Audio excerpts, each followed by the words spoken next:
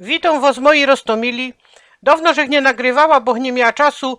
Wiecie jak to jest. Dom, robota, człowiek lata choby mucha we taż lampie.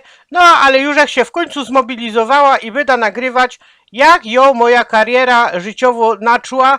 No będzie to w języku śląskim, to się trochę po lachocie. Proszę o cierpliwe wysłuchanie, przeproszę za pomyłki. Krista Czubów na zymie żodno i no zwykłe ślązaczka.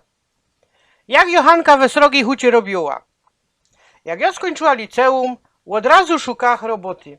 Weduma nie było geltu, co by studirować i ją od razu wiedziała, co trzeba robić. Poszła do huty we naszym mieście.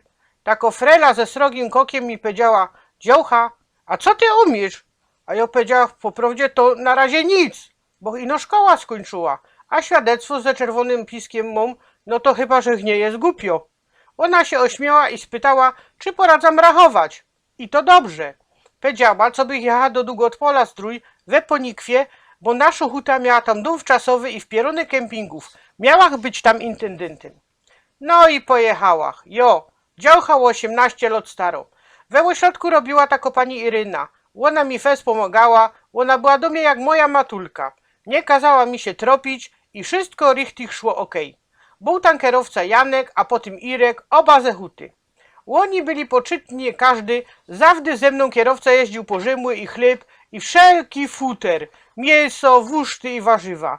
No i żech od razu podpadła, żech jest ślązoczka, boch się zażyczyła na podwieczorek do bajtli pracowników naszej huty, którzy byli tutaj na koloniach, całkie pudełko krepli.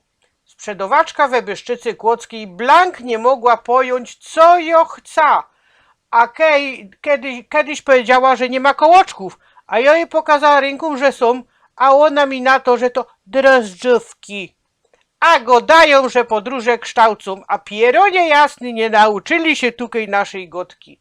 Jak mi dalej szło we robocie? Napiszę później. Pyrsklutkowie.